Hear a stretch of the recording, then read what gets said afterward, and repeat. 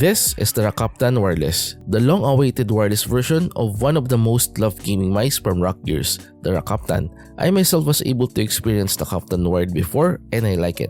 Rakk Gears sent us a pre-production copy for us to test and review. But with the influx of gaming mice with 4K return rate and Pixar 3395, can the Kaptan Wireless still keep up?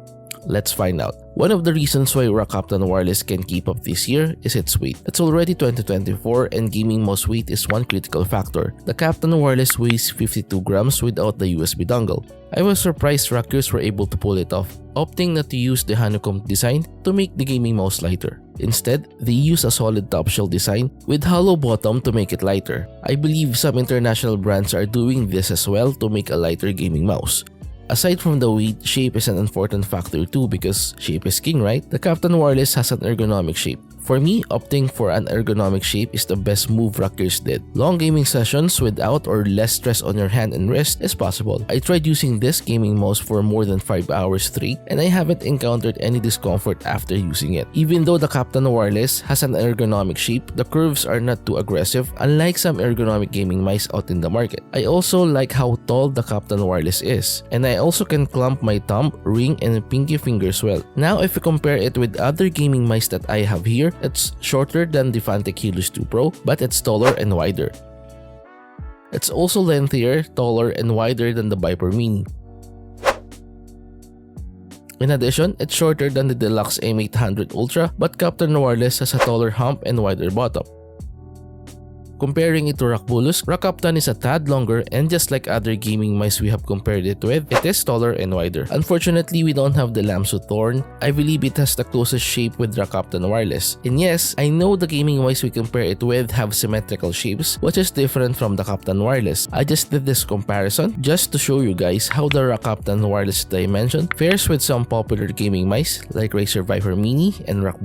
Also, it might be helpful to some who are using the aforementioned gaming mice and looking to upgrade their gaming gears. Moving on to the design, the Rakk Kaptan Wireless resembles Logitech's G Pro Superlight at first glance. Even the scroll wheel is quite the same as the Superlight. You'll notice a difference when you see the ergonomic shape of the Kaptan Wireless. Scanning the sides, the Rakk Gears logo is placed on the left side below mouse 1 and the DPI indicator. Now if you check the bottom, you'll see the hollow bottom design, the mouse feet, and the connection mode toggle switch. One thing I noticed in this gaming mouse is that it has no mouse gate ring that surrounds the sensor. I'm not sure if this will be the same with the production units that Rakk Gears will release. And later, we'll discuss more of the mouse gates of Rakk Kaptan Wireless. Now that we have put aside the weight and shape, let's move forward and discuss the performance of the Kaptan Wireless. Let's start first with its battery. The Rakk Kaptan Wireless has 300 mAh battery capacity. This battery capacity is the average capacity that I see in the market. I was surprised with the performance of Kaptan Wireless battery-wise.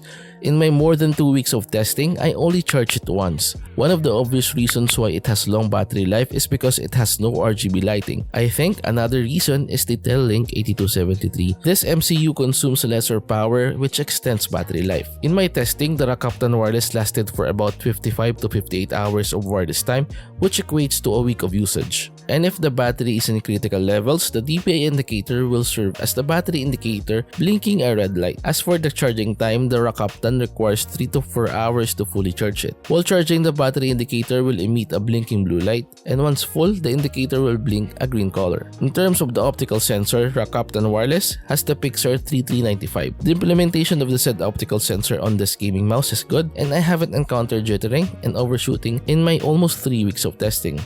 Aside from that, the clicking experience in Rakk Kaptan Wireless is smooth so far. I like the tactility of the mouse clickers since we are used to it. According to the spec sheet, Rakk Kaptan Wireless is using the ever-reliable Wano Blue Shell Pink Dot switches. However, I wish Rakk Gears opted for optical switches to eliminate double clicking issues. But again, the most probable reason for opting out on optical switches is the price. We know that Rakk Gears targets the budget market, and for them to accomplish this, they need to choose affordable parts for a gaming mouse. Hopefully in the future, they will release a gaming mouse with optical switches and still with higher specs. As for the performance of the switches, so far I haven't encountered any double clicking issues. Although there's pre and post travel, it's still manageable.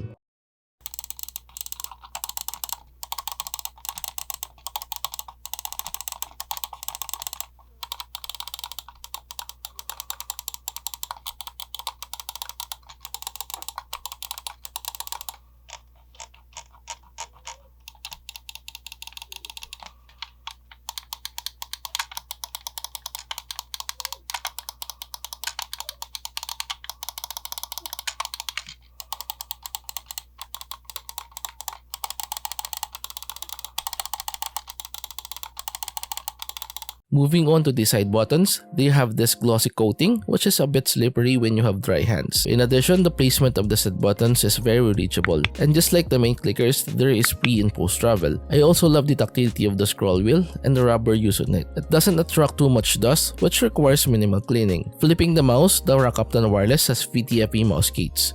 So far, the mouse feet are smooth and can glide well across my pad. If I check each, they are not that thick. Good thing there's a free set of mouse feet included in the package. In case it wears out easily, we have an extra set. And like I said earlier, it has no mouse kit ring that surrounds the sensor. Surprisingly, it's still smooth when gliding, even if the aforementioned component is not available. In terms of build quality, minimal creaking or flexing sounds are noticeable. There's minimal rattle too when you try to shake it, and this rattling sound is coming from the toggle switches beneath the gaming mouse.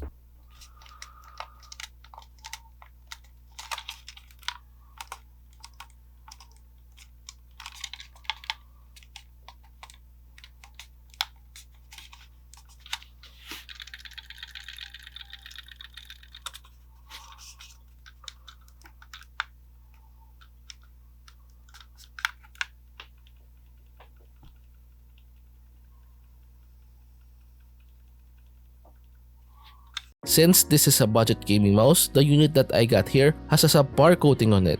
If you have been following us, the coating of this unit is almost identical with the coating of the Seafriend M6 that we have reviewed before. Over time, the coating of M6 started to look faded and had a lot of smudges. However, I'm not 100% sure if this coating will be the final coating once this gaming mouse hits mass production. Let's hope that this coating we see is only for the unit Rakk Gears sent me. As per the price, according to Rakk Gears, it will be around 1,800 pesos. If that's true, I guess this is the best valued gaming mouse under 2,000 pesos. And in case you're wondering, there's a downloadable software which you can get from Rakk Gears website. The software is straight to the point and easy to understand. And just like most software, you can set the essential settings like adjusting the DPI indicator, polling rate, and debounce time. But why is this gaming mouse still not in 4K? I think one of the reasons why Rakk Gears has yet to produce a 4K gaming mouse is the budget. As we all know, they target the budget to mid-range market, and if they release the Kaptan Wireless with a 4K return rate, for sure the price will shoot up above 2,000 Philippine pesos. And as we all know, not everyone can enjoy the benefits of a 4K gaming mouse. You need a high quality setup for you to feel and experience it. For me, it's absolutely fine if a gaming mouse release has no 4K return rate because of my setup. However, if I do have a better setup, for sure, I would like to maximize it. Now for our final thoughts, I can say that the Rakk Kaptan Wireless is the best gaming mouse under 2,000 pesos here in the Philippines. I'm not saying this because Rakk Gears sent this gaming mouse to me.